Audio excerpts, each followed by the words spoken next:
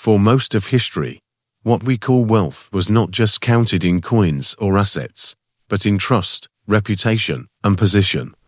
People acquired things to live, to protect themselves, and to work: food, tools, shelter, clothing. There was a clear line between what was necessary and what was extravagant. That line didn't vanish overnight.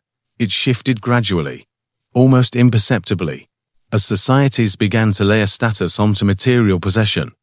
At some point, owning something stopped being about survival.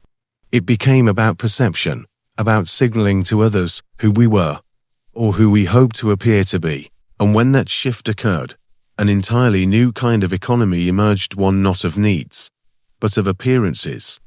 Long before influencers and credit cards, some observers noticed this quietly revolutionary change. They saw that people were willing to pay more, not for the usefulness of an object, but for the message it conveyed. Clothes, houses, even leisure could speak, loudly or subtly, of rank and privilege. The lesson was uncomfortable.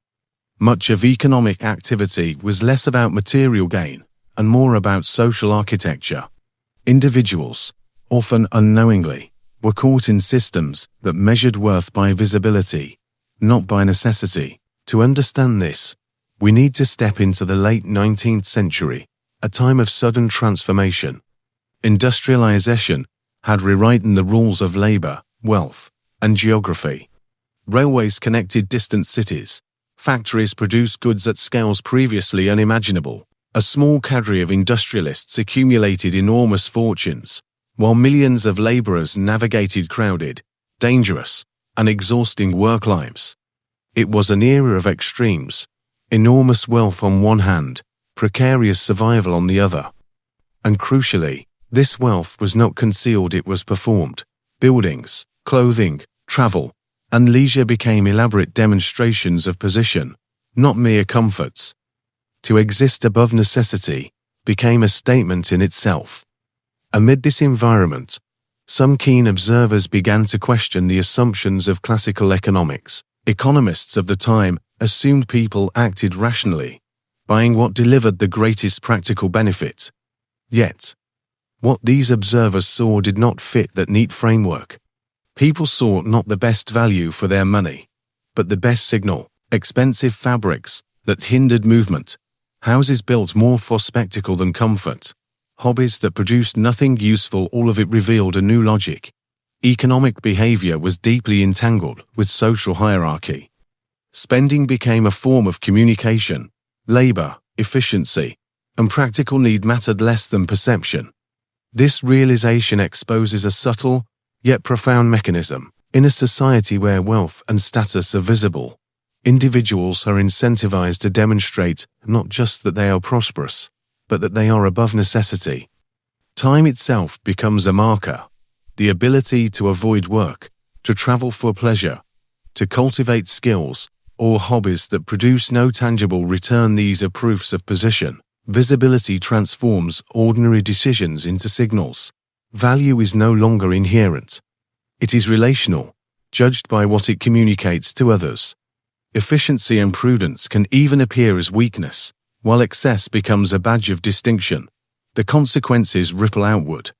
When consumption is dictated by social signaling, resources are channeled toward appearances rather than resilience. The economy becomes a theater of competition, where debt, lifestyle inflation, and perpetual comparison are normalized.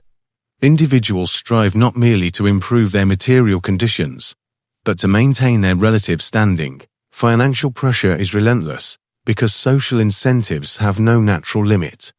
Someone always possesses more, and the markers of distinction evolve faster than practical needs.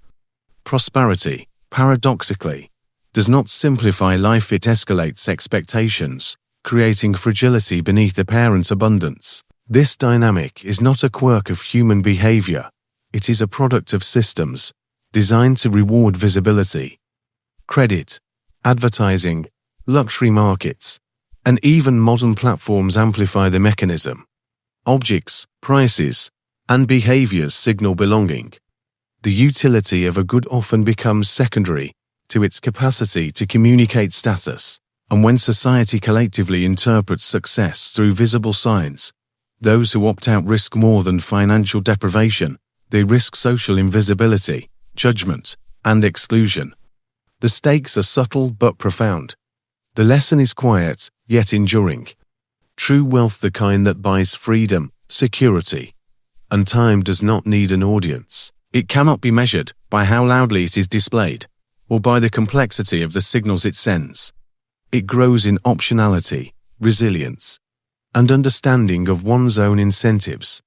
Recognizing the distinction between consumption for survival and consumption for appearance allows a rare clarity, the ability to choose participation rather than surrender. In the social theater of wealth, when you see the invisible forces that govern spending, status, and comparison, history ceases to feel random. Patterns emerge, systems reveal themselves. And with that understanding comes perspective, the most valuable kind of capital, subtle, powerful, and timeless. If this perspective intrigued you, subscribe for more stories where history, finance, and power intersect.